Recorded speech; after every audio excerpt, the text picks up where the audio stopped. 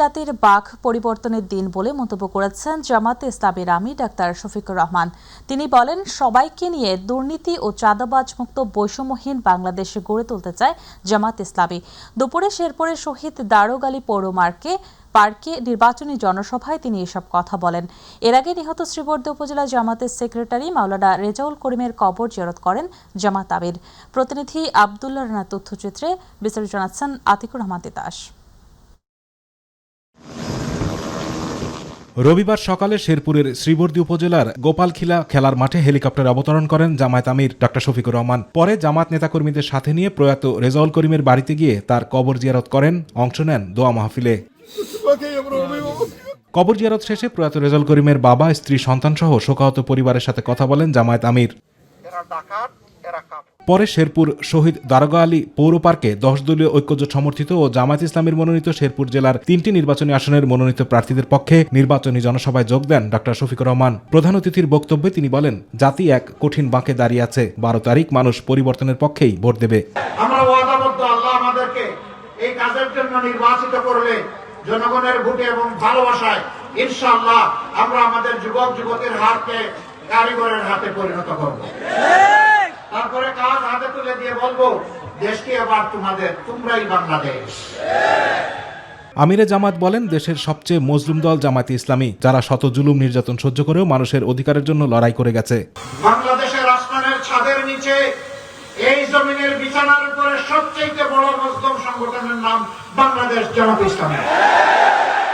ক্ষমতায় গেলে চাঁদাবাজি, দখলবাজি ও টেন্ডারবাজি বন্ধ করা হবে উল্লেখ করে আমির বলেন, সম্মানের সাথে যেন সবাই কাজ করতে পারে সেভাবে ঐক্যবদ্ধভাবেই দেশ গড়ে তুলবে জামায়াতে ইসলামী। মিথ্যা, দুর্নীতি, চাঁদাবাজি, সন্ত্রাস সমাজ থেকে বিদায় নেওয়ার জন্য রাস্তায় এখন লাইন ধরে দাঁড়িয়ে আছে। এখন ঘন্টাটা একটু জুড়ে বাঁচাতে হবে আগামী 12 তারিখ ইনশাআল্লাহ। পরে দলীয় প্রার্থীদের হাতে দলের প্রতীক তুলে দেন ডক্টর শফিকুর রহমান।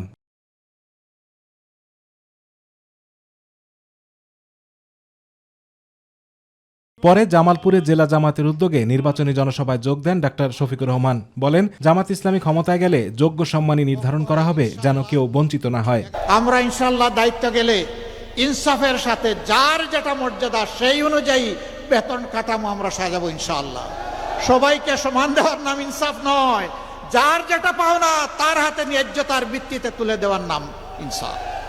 সেদিন সরকারি কর্মচারীরা মনের আনন্দে ইনশাআল্লাহ কাজ করবেন, কাউকে আর অন্য পথে রুজি করার কোনো চিন্তা করতে হবে না। আতিকুর রহমান তিতাস, মাই টিভি। তুলে দেওয়া হয়েছে। বাংলাদেশে জামাতে ইসলামীর আমির ডাক্তার শফিকুর রহমান আগামীকাল নির্বাচনী সফরে কক্সবাজার ও চট্টগ্রামে যাবেন। সকালে কক্সবাজারের জনসভা স্থল পরিদর্শন করেন জামাতের সহকারী সেক্রেটারি জেনারেল মোহাম্মদ শাহজাহান। সাংবাদিকদের তিনি জানান, একটি ব্যালটে গণভোট ও জাতীয় ভোট, এই দুটি ভোট দিতে হবে এবং গণভোটে হ্যাঁ ভোটের পক্ষে আহ্বান জানান। তিনি বলেন, জুলাই গণঅভ্যুত্থানের শহীদ ও আহতদের আত্মত্যাগ একটি নতুন বাংলাদেশ গঠনের লক্ষ্যে সোমবার সকালে হেলিকপ্টার যোগে কক্সবাজারের মহেশখালীতে পৌঁছাবেন জামাত আমির। কক্সবাজারে 2টি এবং চট্টগ্রামে 3টি জনসভায় যোগ দিয়ে রাতে তিনি ঢাকায় ফিরবেন। যারা আহত হলেন তারা কেন এই কুরবানিটা পেশ করেছেন? এই কুরবানিটা পেশ করেছেন বাংলাদেশের 54 বছরের ঘুণে ধরা যেই ব্যবস্থা ছিল, পুরনো এই ব্যবস্থা থেকে বাংলাদেশকে বেরিয়ে এনে একটি নতুন বাংলাদেশ গঠনের জন্য। এই নতুন বাংলাদেশ যদি গঠন করতে হয়, জাতীয় সনদ বাস্তবায়ন করতে হবে। জাতীয় সনদ বাস্তবায়নের প্রথম ধাপ হচ্ছে গণভোটে হাকে জয়যুক্ত করা। হা জয়যুক্ত হয়ে যদি জুলাই সনদের পক্ষে জনমত তৈরি হয়, সংসদে এটি গ্রহণ করতে বাধ্য। আর সংসদ যদি এটি গ্রহণ করে, এটি সংবিধানের রূপ লাভ করবে এবং নতুন বাংলাদেশের অভিযাত্রা অফিসিয়ালি সাংবিধানিকভাবে আনুষ্ঠানিকভাবে শুরু হবে। দীর্ঘ 22 বছর পর আগামীকাল খুলনা চলে যাচ্ছেন বিএনপির চেয়ারম্যান তারেক রহমান। এই সফরে তিনি খুলনা ও যশোরে 2টি নির্বাচনী জনসভায় বক্তব্য রাখবেন। তারেক রহমান সোমবার বেলা 11টায় ঢাকা থেকে হেলিকপ্টার যোগে খুলনার উদ্দেশ্যে রওনা হবেন। দুপুর 12টায় তিনি খুলনার খালিশপুরে হাজী মোহাম্মদ মহসিন কলেজ সংলগ্ন প্রভাতী স্কুল মাঠে নির্বাচনী জনসভায় যোগ দেবেন। তারেক রহমানের সমাবেশের প্রস্তুতি নিয়ে সংবাদ সম্মেলন করেছে খুলনা বিএনপি। দুপুরে নগরীর একটি হোটেলে এই সংবাদ সম্মেলন অনুষ্ঠিত হয়। খুলনা মহানগর বিএনপির সভাপতি শফিকুল আলম মনার সভাপতিত্বে ও সাধারণ সম্পাদক শফিকুল আলম তুহিনের সঞ্চালনায় সংবাদ সম্মেলনে কেন্দ্রীয় বিএনপির তথ্য বিষয়ক সম্পাদক আজিজুল বারী হেলাল, কেন্দ্রীয় বিএনপির ছাত্র বিষয়ক সম্পাদক রকিবুল ইসলাম বকুল, খুলনা বিভাগীয় সহ সাংগঠনিক সম্পাদক জয়ন্ত কুমার কুণ্ডু উপস্থিত ছিলেন। সম্মিলিতভাবে সবাইকে নিয়ে আগামী দিনের নতুন বাংলাদেশ গঠন করা যায় এবং এই প্রক্রিয়ায় তিনি বাংলাদেশের বিভিন্ন জায়গায় তিনি ভ্রমণ শুরু করেছেন, সফর করছেন এবং বিএনপির ২১ দফার মাধ্যমে নির্বাচনী কর্মসূচি চালিয়ে যাচ্ছেন। আগামীকাল প্রথমবারের মতো যশোরে যাবেন বিএনপির চেয়ারম্যান তারেক রহমান। সোমবার দুপুরে যশোরে নির্বাচনী সমাবেশ। খুলনায় সমাবেশ শেষে তারেক রহমান হেলিকপ্টার যোগে যশোরের জনসভায় যোগ দেবেন। তার এই সফরকে কেন্দ্র করে যশোর জেলা এখন উৎসবের নগরীতে পরিণত হয়েছে। রাজপথ থেকে শুরু করে পাড়া মহল্লায় বইছে সাজ সাজ রব। চলছে প্রচারণা মিছিল। নেতাকর্মীদের অধীর আগ্রহে অপেক্ষা করছেন। যশোরের উপশহর ডিগ্রি কলেজ মাঠে চলছে কর্মযজ্ঞ। কর্মরতরা জানান, কলেজ মাঠের পাশের ঈদগাহ ময়দান, বাদশাহ ফয়সাল ইসলামী ইনস্টিটিউট স্কুল মাঠ এবং উপশহর পার্কেও নেতাকর্মীদের অবস্থানের জন্য প্রস্তুতি নেওয়া হচ্ছে।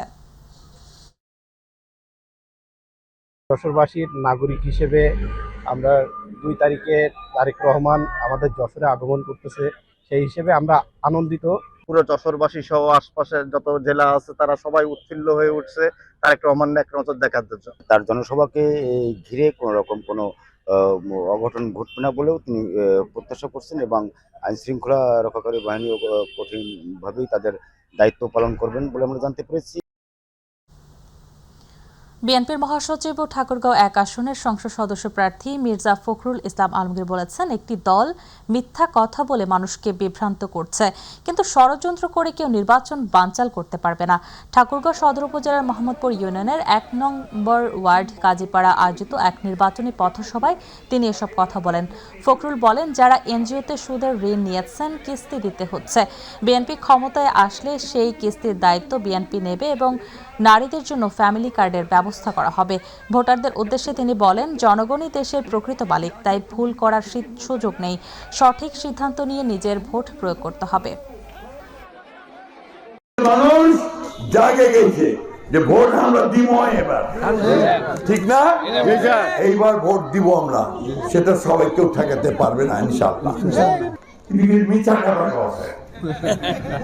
মিথ্যা কথা বলে মানুষকে বিভ্রান্ত করা কি ঠিক হবে? আমার মা বোনরা খুব সরল, সবাই খুবই সরল। ওনাদেরকে কোরআন শিক্ষার নাম করে ওনাদেরকে বলতেছে দাঁড়িপাল্লাটা ভোট দিয়ে বেরোতে দেওয়া যাবে। ষড়যন্ত্রমূলকভাবে জামাত আমিরের এক্স হ্যান্ডেল হ্যাক করে আপত্তিকর পোস্ট করেছে একটি মহল। এ তথ্য জানিয়েছেন জামাতে ইসলামের সহকারী সেক্রেটারি জেনারেল এবং কেন্দ্রীয় প্রচার ও মিডিয়া বিভাগের প্রধান অ্যাডভোকেট এহসানুল মাহবুব জুবায়ের। তিনি বলেন, হ্যাকাররা সেখান থেকে কিছু আপত্তিকর পোস্ট দিয়েছে। এই ঘটনায় যারা তাৎক্ষণিক কর্মসূচি দিয়েছে তারাই হ্যাকিংয়ের সঙ্গে জড়িত। সকালে এক জরুরি সংবাদ সম্মেলনে তিনি এসব কথা জানান। জামাত এ বিষয়ে আইনি পদক্ষেপ নিচ্ছে বলেও জানান এহসানুল মাহবুব জুবায়ের। দলের শীর্ষ নেতৃবৃন্দকে, বিশেষ করে আমিরে জামাত সহ আমাদের কেন্দ্রীয় এবং শীর্ষ নেতৃবৃন্দকে বিতর্কিত করা, জামাত ইসলামের ভাবমর্যাদাকে ক্ষুণ্ণ করা, একটি মারাত্মক ধরনের অপপ্রয়াস আমরা দেখতে পাচ্ছি। জামাত ইসলামীকে জনগণের সামনে প্রতিপন্ন করা, আমাদের বক্তব্য, আমাদের নেতৃবৃন্দের বক্তব্য খুবই ক্লিয়ার মেসেজ। আমরা নারীদের প্রতি, মহিলাদের প্রতি, দেশের প্রতি, দেশের স্বাধীনতার প্রতি আমাদের সম্মান এবং মর্যাদার জায়গা খুবই স্পষ্ট। আমাদের আমিরে জামাত এই বিষয়গুলো অত্যন্ত সুন্দরভাবে, সাবলীলভাবে বারবার তুলে ধরছেন। সম্ভবত এই সমস্ত কারণে একদল লোক চক্রান্ত এবং ষড়যন্ত্র করে জামাত ইসলামীকে প্রশ্নবোধ করে, জামাত ইসলামী নেতৃবৃন্দকে প্রশ্নবোধ করার জন্য তারা এই ধরনের গভীর ষড়যন্ত্রে তারা লিপ্ত আছেন। এর অংশ হিসেবেই আমাদের নেতৃবৃন্দের টুইটার অ্যাকাউন্ট এবং অন্যান্য যে সমস্ত অনলাইনে আমাদের অ্যাকাউন্টগুলো আছে সেগুলোকে হ্যাক করে এই সমস্ত কাজ তারা করছেন আমরা মনে করছি। যখন আমরা জানতে পেরেছি, আমরা সাথে সাথে পাসওয়ার্ড চেঞ্জ করার চেষ্টা করেছি এবং সেটি সম্পূর্ণ আমিরে জামাতের এই মেলটির একটি স্ক্রিনশট আমরা আপনাদেরকে সরাসরি মেলে নিয়ে যেতে চাই। যদি মাত্র কেউ, অনেকে বলে রাখছেন ভুলে এটি হতে পারে, ভুলে এটি হলে কখনোই কিন্তু আমরা মেল রিকভারের চেষ্টা করতাম না। নারী বিদ্বেষী পোস্টের 9 ঘন্টা পর জামাতে ইসলামীর আমির ডাক্তার শফিকুর রহমানের ফেসবুক অ্যাকাউন্ট হ্যাকের দাবি কতটা যৌক্তিক এমন প্রশ্ন তুলেছেন বিএনপির নির্বাচন পরিচালনা কমিটির মুখপাত্র চেয়ারম্যানের উপদেষ্টা মাহদি আমিন। আর বিএনপির সিনিয়র যুগ্ম মহাসচিব রুহুল কবির রিজভী আহমেদ বলেছেন, এআই প্রযুক্তি ব্যবহার করে বাংলাদেশের স্বাধীনতা সংগ্রামে বিরোধিতাকারীরা বিএনপির বিরুদ্ধে অপপ্রচার চালাচ্ছে। রাজধানীতে আলাদা আলাদা অনুষ্ঠানে তারা এসব কথা বলেন। ইউসুফ আলী রিপোর্ট। সাবেক প্রধানমন্ত্রী ও বিএনপির প্রয়াত চেয়ারপারসন বেগম খালেদা জিয়ার রুহের মাগফিরাত কামনায় রাজধানীর মহাখালীতে স্মরণসভার আয়োজন করে জনশক্তি পার্টি। বেগম খালেদা জিয়ার যে ভাবমূর্তি, তার যে জনপ্রিয়তা, এই জনপ্রিয়তায় অনুষ্ঠানে বিএনপির সিনিয়র যুগ্ম মহাসচিব রুহুল কবির রিজভী আহমেদ বলেন, বিএনপির সাথে থেকে সুবিধা নিয়ে এখন বিএনপির বিরুদ্ধে উঠে পড়ে লেগেছে জামায়াতে ইসলামী। নানা ধরনের কন্টেন্ট তৈরি করছেন, নানা ধরনের সাইবার বুলিং করছেন, এআই দিয়ে, প্রযুক্তি দিয়ে নানা বিকৃত করে তারা বিএনপির বিরুদ্ধে অপপ্রচার করেন। অথচ এই বেগম খালেদা জিয়ার বদান্যতায় তারা এই দেশে মন্ত্রী হয়েছেন, যাদের এই দেশের জন্মের সাথে, এই দেশের স্বাধীনতার সাথে, এই দেশের গণতন্ত্রের সাথে যাদের কোনো সম্পর্ক নাই, এরা বারবার এদেশের স্বাধীনতার সাথে বিট্টে করেছে ওই রাজনৈতিক দল যারা ইসলাম নিয়ে রাজনীতি করে। গুলশানে সংবাদ সম্মেলনে বিএনপির নির্বাচন পরিচালনা কমিটির মুখপাত্র মাহদি আমিন বলেন, মন থেকে জনগণের বিরুদ্ধাচরণ করলে কৌশল করে তা থেকে রেহাই পাওয়া যায় না। জামাতের আমিরের এই পোস্ট দেওয়া এবং অ্যাকাউন্ট হ্যাক হয়ে যাওয়ার যে দাবি করা হয়েছে সঙ্গত কারণে তার প্রেক্ষিতে প্রশ্ন উঠে যে নারী বিদ্বেষী একটি পোস্টের প্রায় 9 ঘন্টা পর দেশব্যাপী তুমুল সমালোচনার মুখে রাত 1টার দিকে আইডি হ্যাকের দাবি কতটা যৌক্তিক। আমরা সবাই জানি কোনো গুরুত্বপূর্ণ বা ভেরিফাইড অ্যাকাউন্ট হ্যাক হলে প্রথম ও প্রধান দায়িত্ব হলো দ্রুততম সময়ে জনগণকে অবহিত করা। ফেসবুক অ্যাকাউন্ট থেকে কিন্তু আমরা দেখেছি অনেকগুলো পোস্ট হয়েছে নির্বাচনী প্রচারণার, কিন্তু সেই এক্স অ্যাকাউন্টটি হ্যাক হয়েছে এ নিয়ে একটি পোস্টও আমরা দেখিনি। এদিকে ঢাকা 17 আসনের বিভিন্ন স্থানে তারেক রহমানের পক্ষে ধানের শীষ প্রতীকে ভোট চেয়ে প্রচারণা চালিয়েছেন আরাফাত রহমান কোকোর স্ত্রী শর্মিলা রহমান। ইউসুফ আলী, মাই টিভি, ঢাকা। নির্বাচন কমিশনে পাল্টাপাল্টি অভিযোগ করেছে বিএনপি এবং জামাত ইসলামী। বিএনপি বলছে জামাতের রাজনৈতিক কর্মকাণ্ড ধর্মীয় বিশ্বাসে আঘাত আনছে, আর জামাত বলছে বিএনপির অভিযোগ আজগুবি। তবে নির্বাচনী পরিবেশ ভালো করার আহ্বান দুই দলেরই। প্রধান নির্বাচন কমিশনার এএমএম নাসিরউদ্দিনের সঙ্গে পৃথক বৈঠকে পাল্টাপাল্টি অভিযোগ করেছে দুই দল। ইলিয়াস মাতবরের প্রতিবেদন। রাজধানীর আগারগাঁওয়ের নির্বাচন ভবনে 2 ঘণ্টারও বেশি সময় প্রধান নির্বাচন কমিশনের সঙ্গে বৈঠক করে বিএনপির একটি প্রতিনিধি দল। পরে বিএনপির স্থায়ী কমিটির সদস্য ও নির্বাচন পরিচালনা কমিটির প্রধান নজরুল ইসলাম খান সাংবাদিকদের সাথে কথা বলেন। গত 1-1.5 বছরের মধ্যে ঢাকা মহানগরী সহ দেশের বিভিন্ন এলাকায় প্রচুর ভোটারের ঠিকানা স্থানান্তর হয়েছে বলে অভিযোগ করেন তিনি। ঢাকা মহানগরী সহ দেশের বিভিন্ন এলাকায় প্রচুর ভোটারের মাইগ্রেশন হয়েছে। বিশেষ বিশেষ কিছু এলাকায় অনেক নতুন ভোটার হয়েছে, যেটা অস্বাভাবিক। এরকম কখনো আগে হয় না। নির্বাচন কমিশন এই ব্যাপারে তার সংশ্লিষ্ট বিভাগে খোঁজ নিয়ে যেটা জেনেছেন বলে আমাদের জানালেন, সেটা হলো যে না, এরকম বেশি হয় নাই।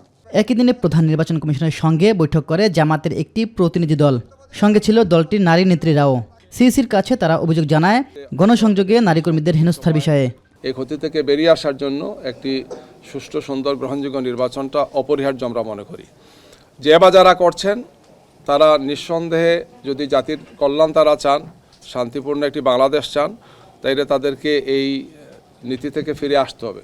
দলটি নারী বিভাগের political affairs doctor Habiba Chowdhury বলেন, সারা দেশে জামাতের নারী কর্মীদের উপর হামলা করা হচ্ছে, জামাতের বোনদের প্রতিহত করার গভীর ষড়যন্ত্র চলছে। এই ইলেকশনটা আমাদের জন্য খুবই গুরুত্বপূর্ণ। সেই ইলেকশনে আমাদের বোনদেরকে প্রতিহত করার জন্য আমি মনে করি একটা গভীর ষড়যন্ত্র চলছে। যেহেতু 50% মহিলা আমরা আছি, কিছু মহল এই অ্যাক্টিভিটিসকে পছন্দ করছে না। তারা মনে করছে ইলেকশনে যদি নারীরা কোনো দিকে ঝুঁকে যায় তাহলে এটা তাদের জন্য ক্ষতির কারণ হবে। আমি মনে করি এই প্রতিহিংসার কারণেই তারা আমাদের উপর হামলা চালাচ্ছে। এ সময় মহিলা জামাতের সেক্রেটারি বলেন, জামাত ইসলামীর শীর্ষ পদে যেতে পারবেন না এটা জেনেই তারা রাজনীতিতে এসেছেন। পুরুষ হচ্ছে নারীদের পরিচালক, তো এখানে আল্লাহর এই নির্দেশটা, এটা কোরআনের নির্দেশ, এটা ফরজ। সেই হিসাবে কোনো ইসলামী সংগঠনে নারীরা নেতৃত্বে আসতে পারে না। ইলিয়াস মাতবর, মাই টিভি, ঢাকা। আমরা ঈমান এনেছি, এটা মেনে নিয়ে আমরা চলছি। নির্বাচনী প্রচারের সামগ্রিক পরিবেশ এখন পর্যন্ত ইতিবাচক বলে জানিয়েছেন অন্তর্বর্তী সরকারের প্রধান উপদেষ্টা অধ্যাপক মোহাম্মদ ইউনূস।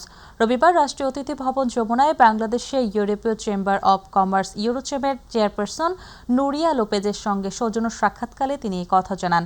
বৈঠকে বাংলাদেশে নিযুক্ত ইউরোপীয় ইউনিয়নের রাষ্ট্রদূত মাইকেল মিলার উপস্থিত ছিলেন। বৈঠকে বাংলাদেশে ইউরোপীয় বিনিয়োগ বাড়ানো, বাংলাদেশ ইউ বাণিজ্য সম্পর্ক আরও মসৃণ করা এবং ব্যবসা বান্ধব পরিবেশ জোরদারে প্রয়োজনীয় সংস্কার নিয়ে আলোচনা হয়। পাশাপাশি আসন্ন জাতীয় নির্বাচন ও গণভোট এবং আন্তর্জাতিক পর্যবেক্ষকদের উপস্থিতি নিয়ে মতবিনিময় হয়। আসন্ন জাতীয় নির্বাচন ও গণভোটে ইউরোপীয় ইউনিয়নের বড় পর্যবেক্ষক দল পাঠানোর সিদ্ধান্তকে ইতিবাচক হিসেবে উল্লেখ করেন মোহাম্মদ ইউনূস।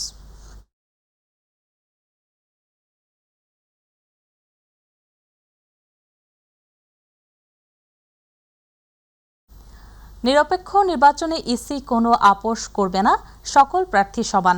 যদি কেউ পক্ষপাতিত্ব করেন আর তার প্রমাণ মেলে তবে নির্বাচন কমিশন কঠোর হতে বাধ্য হবে। বরিশালের নির্বাচন কমিশনার অবসরপ্রাপ্ত ব্রিগেডিয়ার জেনারেল আবুল ফজল মাহমুদ সানাউল্লাহ সরকারি কর্মকর্তাদের উদ্দেশ্যে এসব কথা বলেন। রবিবার বরিশাল সার্কিট হাউস সভা কক্ষে বরিশাল জেলার আইনশৃঙ্খলা বাহিনী, ভিজিলেন্স ও অবজারভেশন টিমের সভায় হুঁশিয়ারি দেন তিনি। সভায় রিটার্নিং কর্মকর্তা খায়রুল আলম সুমনের সভাপতিত্বে উপস্থিত ছিলেন পুলিশ সুপার, অতিরিক্ত পুলিশ কমিশনার সহ প্রশাসনের ঊর্ধ্বতন কর্মকর্তাবৃন্দ। প্রত্যেকটা মানুষের মাঝে, ভোটারদের মাঝে আস্থার পরিবেশ আনতে হবে, যাতে কেউ যেন ভোট কেন্দ্রে যেতে শঙ্কায় না থাকেন, কোন ধরনের ইনহিবিশন কাজ না করে। অমুক প্রার্থীর এই এলাকায় ভোট নাই দেখে তাদেরকে থ্রেট দিচ্ছে, যেতে দিচ্ছে না, এ ধরনের কোনো কমপ্লেইন আসলে পারে সাথে সাথে অ্যাড্রেস করতে হবে এবং সবাই যেন নির্বিঘ্নে ভোট কেন্দ্রে গিয়ে তার ভোটাধিকার প্রয়োগ করতে পারেন, এটা আমাদেরকে নিশ্চিত করতে হবে। ত্রয়োদশ জাতীয় সংসদ নির্বাচন সামনে রেখে সারা দেশে চলছে প্রচারণা। এই মুহূর্তে রংপুর থেকে প্রচারণার খবর জানাতে যুক্ত হচ্ছেন সহকর্মী মাহমুদুল হাসান। মাহমুদুল, রংপুর অঞ্চলের সংসদ নির্বাচনের প্রচারণার কেমন চিত্র দেখছেন জানাবেন?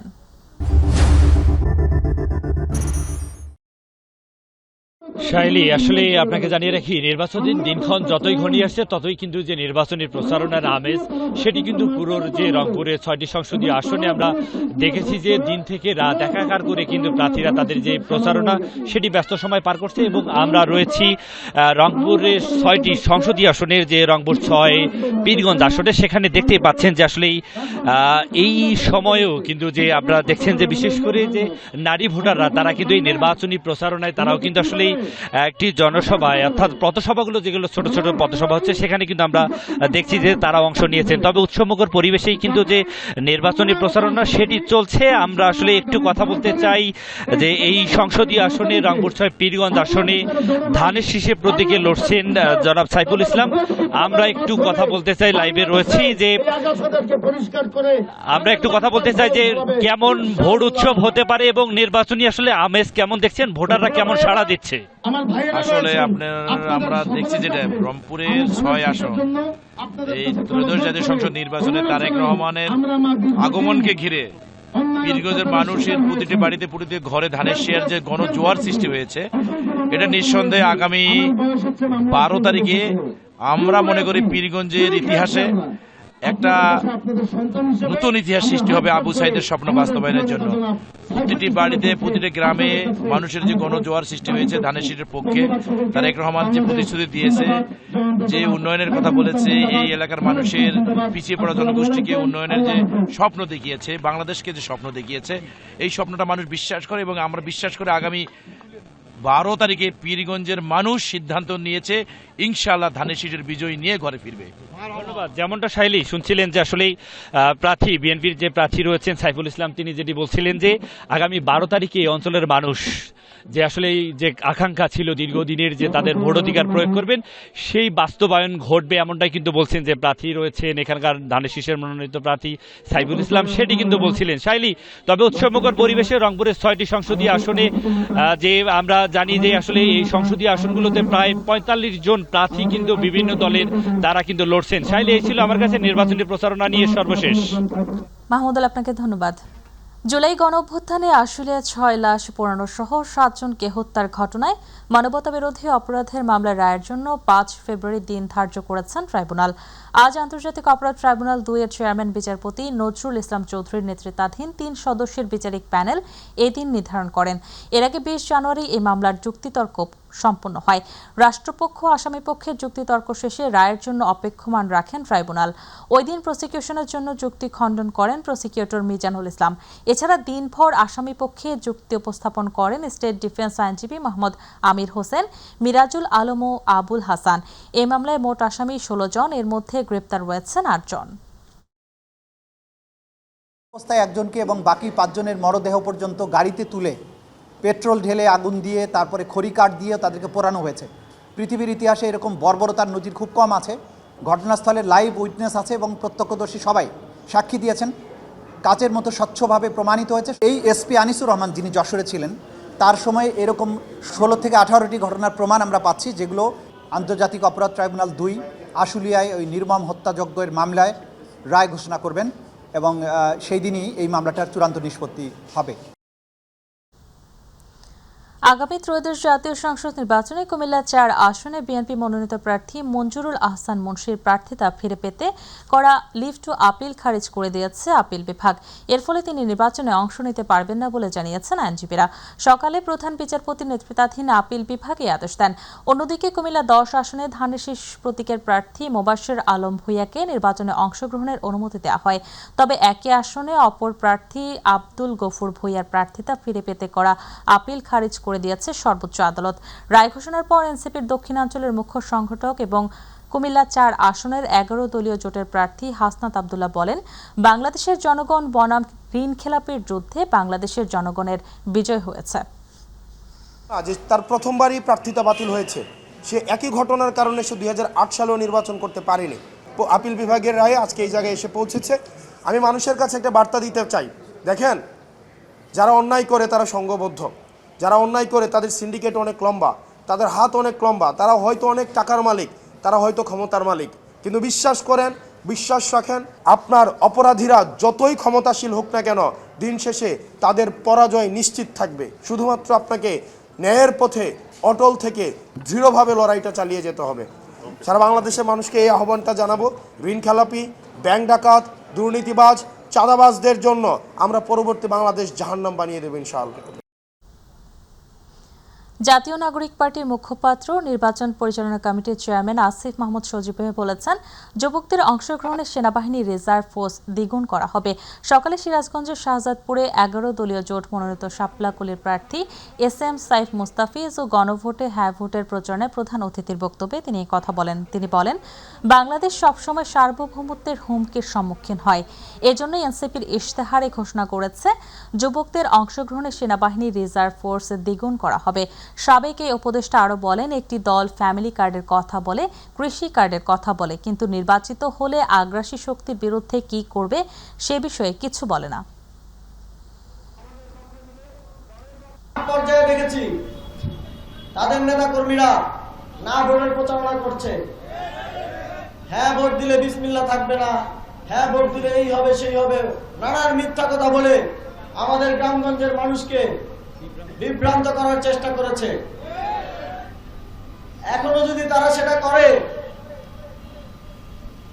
তাহলে আমাদেরও তাদের নেতাদের সাথে সুর মিলিয়ে তাদেরকে বলতে হবে, গুপ্ত গুপ্ত। তারা তো অনেক দলকে মুনাফেক বলে। আমরা দেখতে চাই যাতে তারাও জাতির সাথে মুনাফেকি না করে। নির্বাচনের আগে যেই হত্যাকাণ্ড সহিংসতা হচ্ছে তা দলীয় কোন্দল ও নিজেদের মধ্যকার দ্বন্দ্ব থেকে হচ্ছে। এক্ষেত্রে দলের মধ্যে বোঝাপড়া ও সচেতনতা বাড়ানোর প্রয়োজন বলে মন্তব্য করেছেন স্বরাষ্ট্র উপদেষ্টা লেফটেন্যান্ট জেনারেল মোহাম্মদ জাহাঙ্গীর আলম চৌধুরী। চট্টগ্রামের ওয়ার্ল্ড ট্রেড সেন্টারে নির্বাচন নিয়ে আইনশৃঙ্খলা বাহিনীর সাথে মতবিনিময় সভায় তিনি কথা বলেন। আইনশৃঙ্খলা পরিস্থিতি নিয়ন্ত্রণ করা খুব কঠিন কাজ উল্লেখ করে তিনি বলেন, নির্বাচন ঘিরে চট্টগ্রামে আইনশৃঙ্খলা বাহিনী যে প্রস্তুতি রয়েছে তা সন্তোষজনক। তারা যেভাবে পরিকল্পনা করেছে সেভাবে এগিয়ে গেলে নির্বাচন সুষ্ঠু, উৎসব মুখর ও নিরপেক্ষ হবে বলে আশা প্রকাশ করেন তিনি। এ সময় নির্বাচন নিয়ে ফেসবুকে যেসব গুজব ছড়ানো হচ্ছে, শক্তিশালী সাংবাদিকতা দিয়ে সেসব প্রতিরোধের আহ্বান জানান তিনি। এখানে আমি তাদের সাথে মত বিনিময় সভায় আমি যেটা দেখলাম, তাদের প্রিপারেশন বেশ ভালো এবং তাদের যে প্রিপারেশন, এই প্রিপারেশন মতো কাজ আগিয়ে গেলে আমাদের নির্বাচনটা হবে খুবই সুষ্ঠু, উৎসব মুখর এবং একেবারে ফেয়ার।